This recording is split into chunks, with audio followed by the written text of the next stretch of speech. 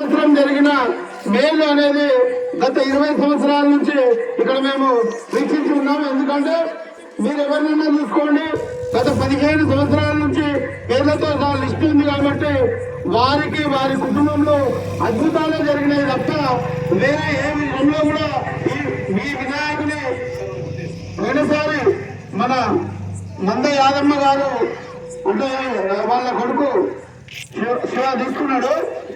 వారికి ధన్యవాదాలు. వారు ఇక్కడికి రావాలని కోరుకుంటూ, అదేవిధంగా వారు ఆ అబ్బాయి తొందరపడియో మరి అది ప్రేమతో తీసుకొని ఆ సంవత్సరమే ఆ అబ్బాయికి పెళ్లి జరిగింది.